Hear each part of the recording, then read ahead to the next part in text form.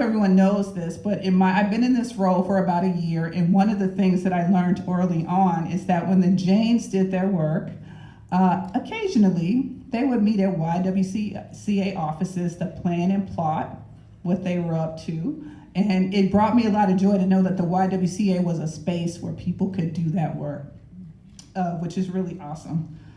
There's a lot of people to thank, because I do want to get to the program.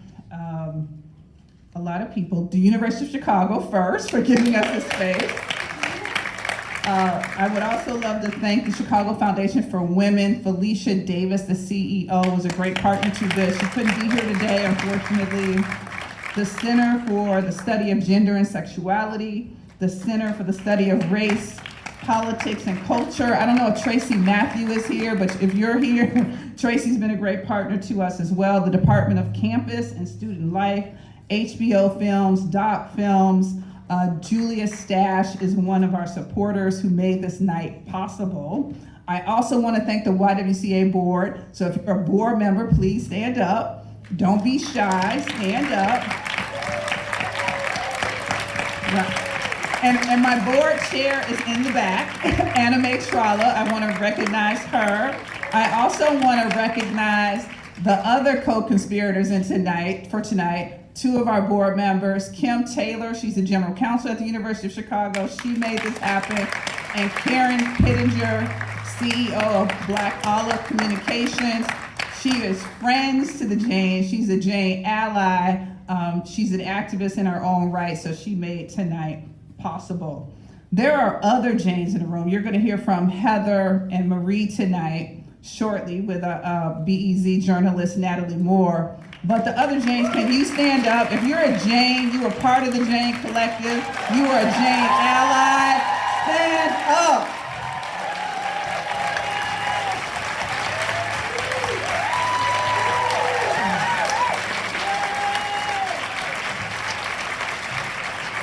That's what I'm talking about. You guys are on fire already, and you haven't even seen the film.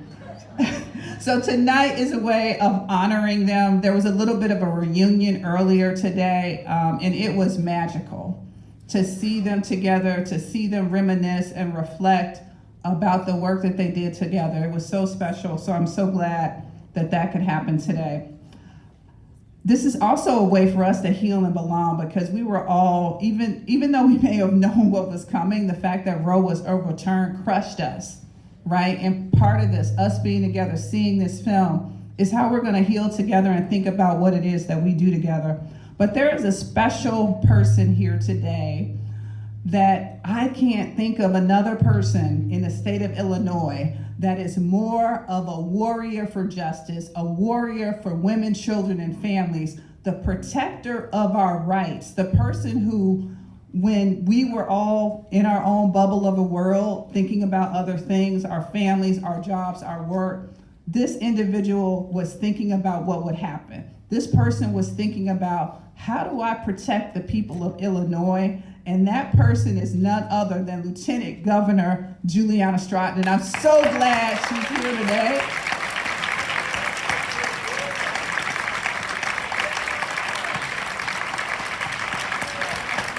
Hello, everyone.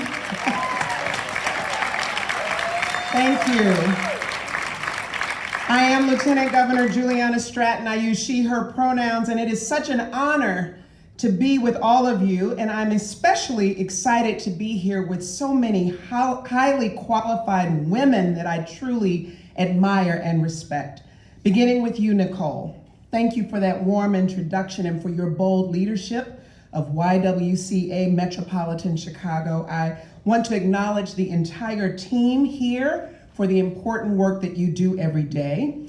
I do also want to acknowledge my good friend Felicia Davis in her absence, and the entire team at the Chicago Foundation for Women, as well as everyone who helped make this possible, including the University of Chicago Center for the Study of Gender and Sexuality, the Center for Study of Race, Politics, and Culture, the students and volunteers of Doc Films, and finally, thank you to our moderator, Natalie Moore, for your impactful journalistic work.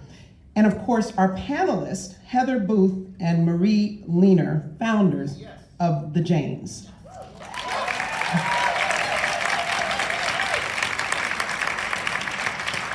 As we come together during this critical moment in the movement for reproductive rights, we lean on your wisdom and bravery, and as a woman and as the mother of 4 daughters, I'm immensely grateful to you both and to so many others upon whose shoulders I stand, including all of those representing the Jane Collective here tonight and wherever they may be tonight. It is my honor to welcome you to today's screening of the Janes. We all know that the right to bodily autonomy is under attack. That just last week we commemorated 50 years of Roe versus Wade in a post-Roe America, having watched the Supreme Court and states all across the country turn back the clock on progress. But let me be clear. This may be the first year in a post-Roe America, but we will not accept restrictions on abortion and barriers to reproductive health as our new normal. Our mission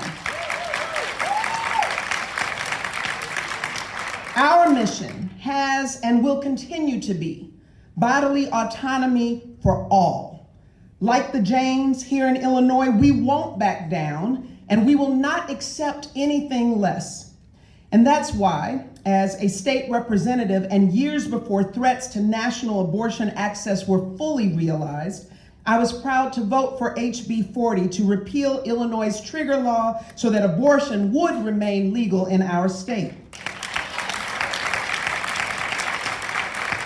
And in 2019, we went even further when Governor Pritzker signed the Reproductive Health Act, enshrining reproductive rights into state law, repealing outdated laws criminalizing abortion, and requiring private health insurance plans to cover abortion as the vital procedure it is. Illinois repealed the Parental Notice of Abortion Act because we confronted our state's history and recognized that our way forward is by ensuring that everyone, including young girls, has the right to decide what is best for their bodies. And now, as thousands turn to us as an oasis for reproductive care, we are committed to continuing to be a beacon of light while other states impose barriers and restrict access. And that's what makes the recently passed Patient and Provider Act so important.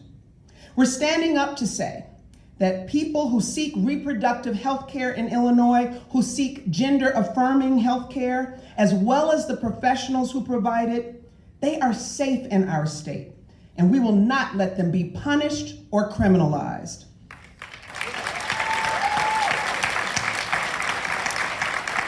Our state has made great strides to right the wrongs of the past and push forward to protect and support all communities who are further marginalized when we strip away the right to self-determination. None of this would be possible without the Janes. They are the foremothers of this ongoing journey for bodily autonomy that includes all of us. And let me just say, knowing that overturning Roe v. Wade disproportionately impacts Black, Brown, and Indigenous people, I'd like to take a moment to give a special thank you to Marie Leaner, whose work ensured reproductive justice included BIPOC women on the journey.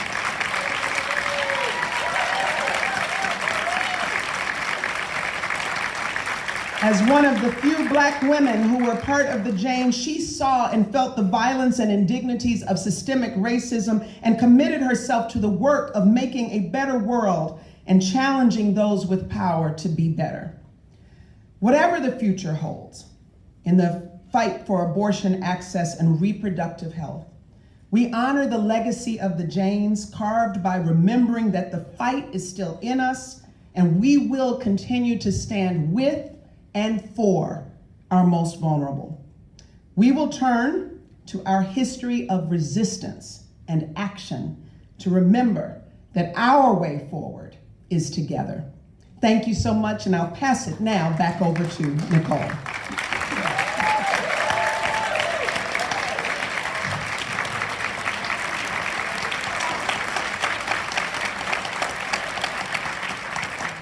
When you have great leadership. It's a blessing.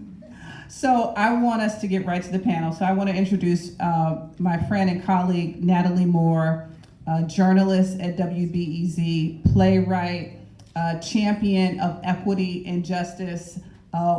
We have had an awakening over the last few years around what it means to advance racial justice, what our history has shown us, and a lot of that in Chicago. The person who has unlocked that for me personally and for a lot of people is Natalie Moore. So we're delighted to have her here today to moderate this conversation with Heather Booth and Marie Leaner. Without further ado, ladies, please. Thank you.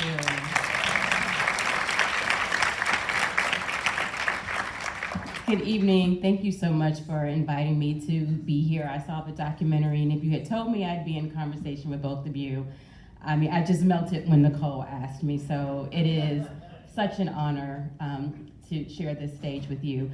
Just a couple of housekeeping things. Emergency exits are at the top. Bathrooms are in the basement, accessible by the elevator. And you all obviously know this is about abortion, otherwise you wouldn't be here. But I just want to say, if you need to step out because something is triggering for you, please do what you need to do to take care of yourselves. We're only going to talk for about 25 minutes and then get into the documentary. You probably know what the spoilers are, but I won't give away the story, and I'll try to ask some more general questions. First, if both of you could tell me, and I'll start with you, Heather, what was it like seeing the Janes come on the screen? What did you reflect on all these years later? If we organize, we can change this world. Martha Scott is right. One of the Janes, recognize these Janes again.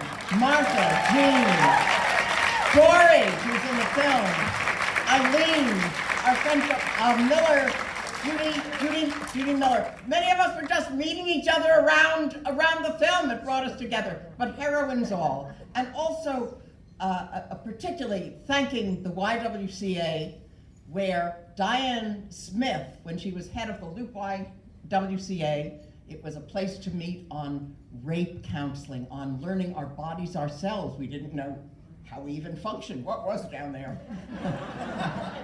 And then also even the University of Chicago. I haven't been back here many, many years before there was a theater. And the first women's liberation campus organization I built in 1965 on the second floor of Ida Noy. So going back here was just, I thank the university and my partner in justice, Mickey Leaner. But if we organize, we have changed this world, and when we organize now, we will change this world. And so I particularly also want to thank all of you. You've come tonight because you're people who believe in changing this world. Some of you are friends, and I know for years and years you've been working to change this world in the labor movement, in the women's movement, in a movement for health care for all, and in a political movement. We saw in this last election in Illinois and in other places where we were in deep struggle, that when we organized, we are able to change this world, but you need to organize. So I ask you actually now, who in this audience is ready to take action? Are you ready to take action? Are you ready to organize? Are you ready to change the world? So that was in part my reaction to the film, that it reminded us of a story. Many of the things in the film I learned for the first time. Some of them I found sort of shocking, as well as there were about 100 women who ended up being in Jane. We didn't all know each other over time. And there's some other things that are humorous, sad, horrific, and interesting in the film. But I also felt the film has provided an inspiration for another generation to say, if you stand up to illegitimate authority, if you are willing to come together, if you listen to the cries of people who are in need, We once changed the world, and right now, we can change this world. So I thank the Y, and I'm grateful for the film.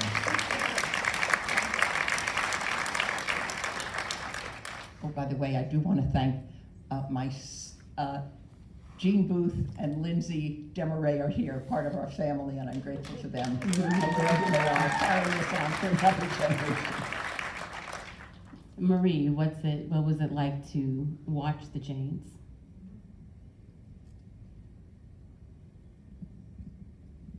I think the first word out of my mouth was, wow. Wow. That was terrific.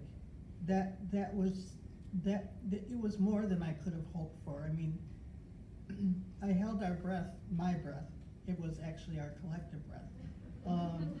When we started talking about it, would it measure up to what we created, what we did, what we hoped for, what we wanted, and would people greet it with the reverence and the excitement that we felt when we were doing the work? Because it's only in doing the work that you really get a sense of whether you're really in the struggle or whether you're just mouthing the words. And I think that, well, I know that we were committed. I mean, I was. I remember dragging my feet for the longest time when it was actually time, when the service was actually getting started. And I was doing labor union organizing, and I was doing child welfare work, and I was doing all kinds of other things which seemed very important to me at the time, and they still are important to me. But I didn't abortion. I mean, first of all, I was raised a Catholic, and the Catholic Church has lots of weirdness associated with it. But there's a person in this audience who knows my mother, and knows that my mother would have had a fit, and you don't mess with my mother. So. But I struggle with that, and I said, I watched boys in North Lawndale whose bodies were littering the alleys of North Lawndale because of drug warfare. And I watched young girls get pregnant because they didn't have in our bodies and ourselves, and there were no adults to guide them or advocate for them, and I thought, I can't just sit around and not help out. And so I started to think about the difference that I could make. I had an apartment which could serve as a resource for the service, and I said, okay, I'm gonna do this, cross my fingers. I had done prison work. I know what it sounds like when that door closes and you can't exit, you're stuck there. And I didn't want to go to prison. And so I was just filled with all this. Do I, don't I, do I, don't I? Is this what it means to dare to struggle, dare to win? And I finally said, okay, I'm gonna do this. So I opened up my apartment, same building that Heather lived in, and Heather and her husband, and I did. And I did it not only for black girls and black women, but I did it for all women and girls and for all children who would be raised in homes that wouldn't necessarily provide the resources that were needed. I'm a big advocate for family, and it just seems so cruel to me that women weren't in control of our bodies. that somebody else was making decisions for us, for me, for you. And I thought, this is absurd, and this shouldn't be.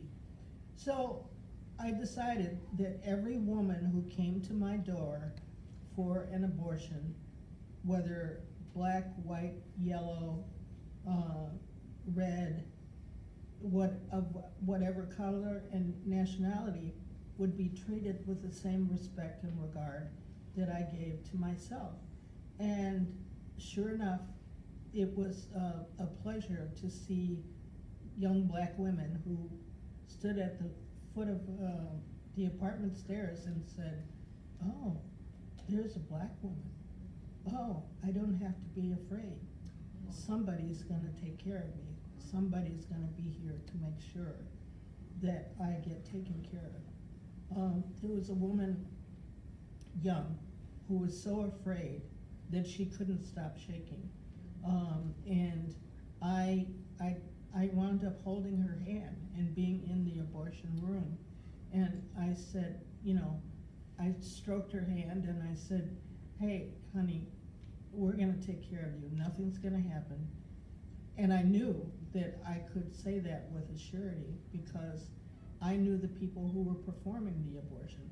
I knew the people behind me who were delivering them to their friends and lovers and neighbors and friends who brought them to the service. And it was such a good feeling to know that we were taking care of our people. We were taking care of ourselves. We were in charge of what was happening to each other. And I just, to this day, I think what we did was enormous. I think that some of us still want to be doing it. We're just too damn old. And I mean, I don't mean to speak for other people, but about the old part. But seriously though, but there are so many issues that we need to be accountable to and for.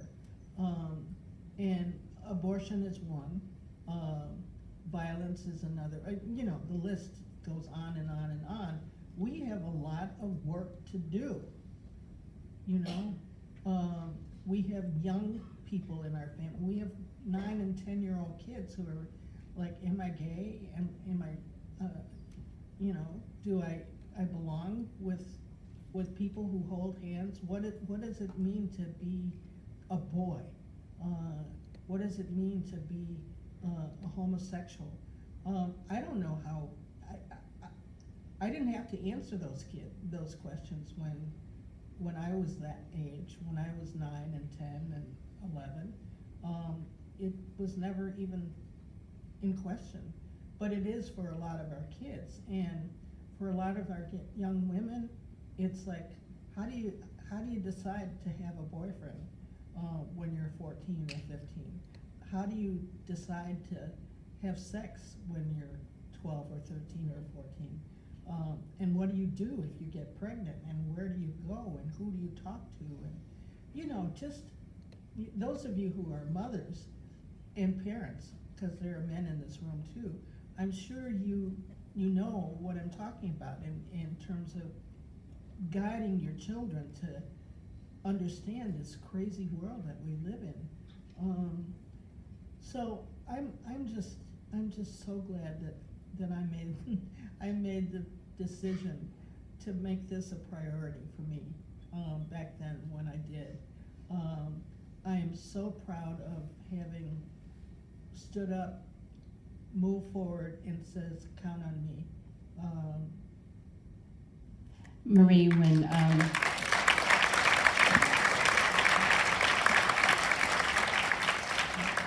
after a friend and I watched the Janes, we were texting each other and said, we want to know more about that Black Jane. We want to know more of her story.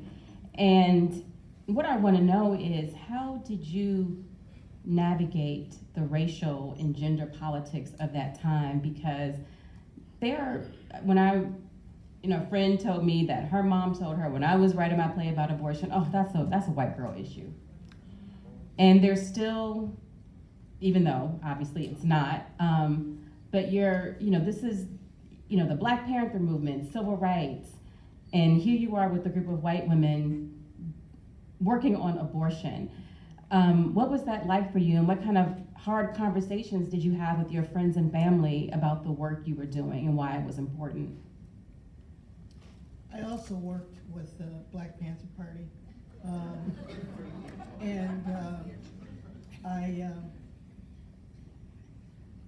I had issues there too. So, and those of you who were friends with or active around the party also probably had those same issues and questions. But those were secondary to what was needed at the time. And the old question, which side are you on? And are you, so I tend to sometimes wander because I'm getting old. So how did I navigate the racial questions that were going on at the time? It was part of the same way I navigated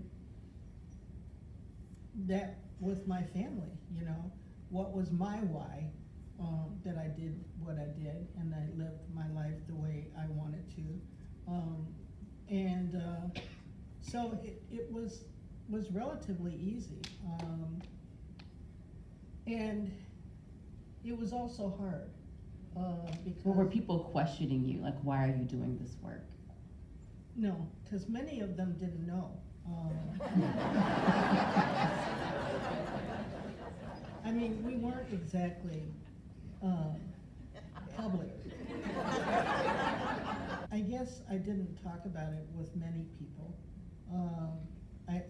There were some friends I didn't talk about it at all. I did talk about my union organizing and, and my child welfare work, because that was easy, because people understood those things.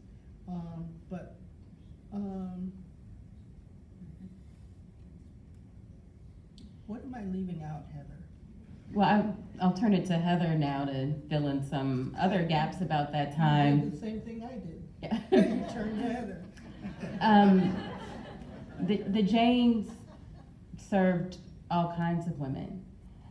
Did you all have racial conversations among yourselves about access? Because at some point, if I recall, some people could afford to travel and to get abortions, and other women could not.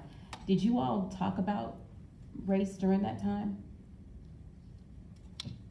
I came into Jane out of the civil rights movement, and so race was a conscious question in the society. In fact, I really learned about the importance of organizing and the belief that when you organize, you can change this world, because I saw it happen. The film covers a little bit of this, but I was in Mississippi in 1964 in the Freedom Summer Project, when 3 of the young volunteers, I was recruited from the University of Chicago, Northern students were recruited to go to Mississippi to shine a spotlight on the murderous terror that was going on in that state. And it seemed as if the people in power just didn't care. And there were 3 of the young volunteers, Goodman, Schwerner, and Cheney, who were killed by the hands of the Klan. But because we organized, within a year we had a Voting Rights Act. And so it told me the lesson that we still need to know, the most important lesson, and that is, even when things seem most hopeless, you can change the world if you organize, and race runs through the center of it. The first doctor that I contacted, and again, some of this is in the movie also, I found through the civil rights movement. He was a great civil rights leader, greater than I even knew at that point. His name was Dr. T.R.M. Howard. We should hear about him as we hear about Fannie Lou Hamer and about In fact, in the movie Till, that's out now, great movie, you should see it. Emmett Till, the young child from Chicago who goes to Mississippi and is murdered by the hands of the Klan. Dr. Howard left Mississippi because his name was on a Klan death list, in part because he called for the further investigation of the murder of Emmett Till.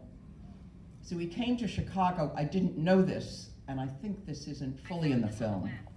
I found him through the Medical Committee for Human Rights, because I had no idea how to contact someone around abortion. We barely talked about sex in those days, except in the privacy of our bedrooms. It was a different time. And he apparently, had I didn't know it at the time, but he had a clinic on 63rd Street called Friendship Clinic. So he was also a great hero. So the answer to your question was, race ran through everything we did. It runs through it now. It runs through the University of Chicago. It's a constant struggle. In fact, there was a song in the civil rights movement. They say that freedom is a constant struggle, and the verse is repeated again and again. And it says, we've struggled so long, we must be free. We must be free. And we took that lesson very seriously, still to struggle with very imperfectly, and still struggling with it today. But for almost 50 years, I believe we as a country were making some progress. Not enough progress by any means, but we were making progress. And we are now on a knife's edge, truly in the struggle between freedom and a racist authoritarian rule, of a MAGA white supremacist rule. It's up to us which side we move on that knife's edge.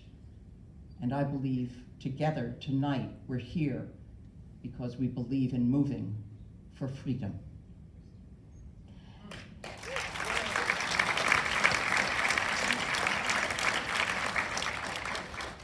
People who are paying attention to this work and doing this work were not surprised by the Dobbs leak.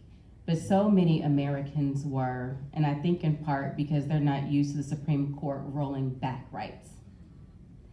When you think about the political climate of more than 50 years ago and the political climate today, what do you see the difference as? And that question's for both of you.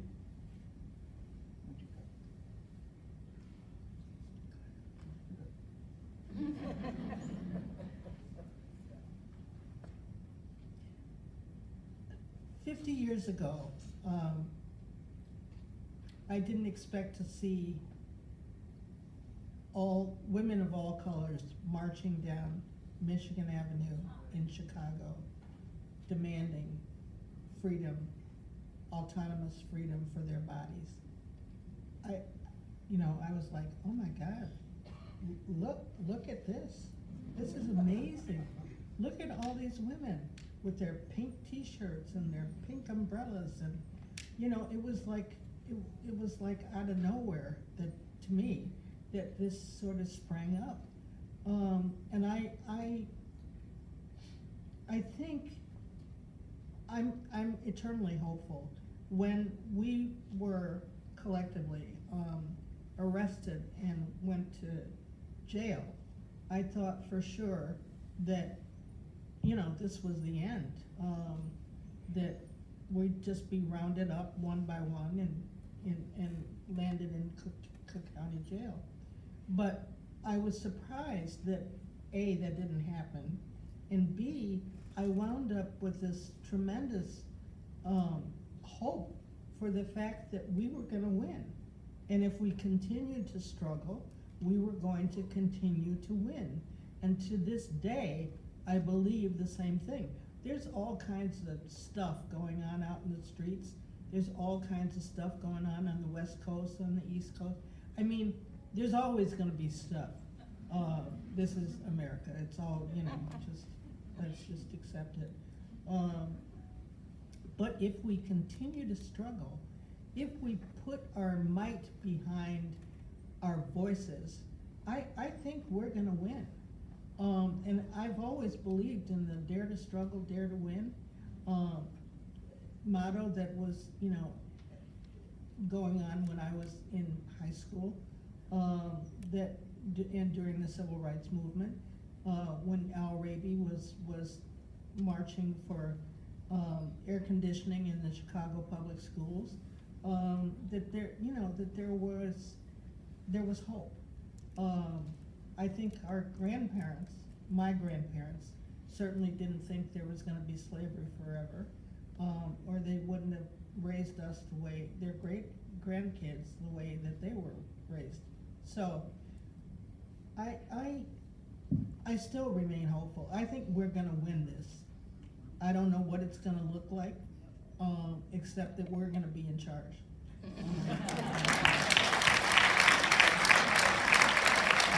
I know we're going to end very shortly, so that we can see the film. You'll wrap us up, Heather. Well, I was going to say things that have changed. In part, the opposition has changed in that they have become a partisan, very well-funded, and increasingly violent opposition who don't believe not only in reproductive freedom, but the freedom about what are there genuine elections, are there the popular will, can actually our voice be heard.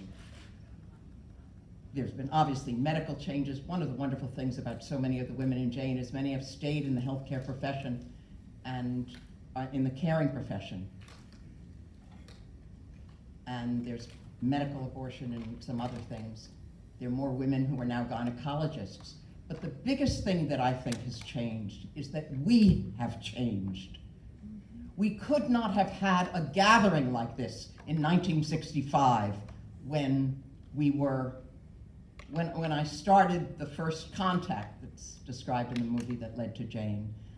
The Y couldn't have had this publicly. The University of Chicago wouldn't have had this publicly. We can make the change when we organize. There are people in this audience.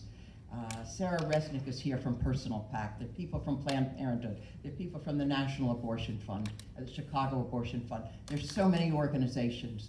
You are part of the change we need to see in this world. I thank you for what you've done. I thank you for what we will do together. I'm so appreciative of this evening, and thank you for moderating this panel. I'm glad to be with my partner in justice, Mickey Leaner, and thank you all.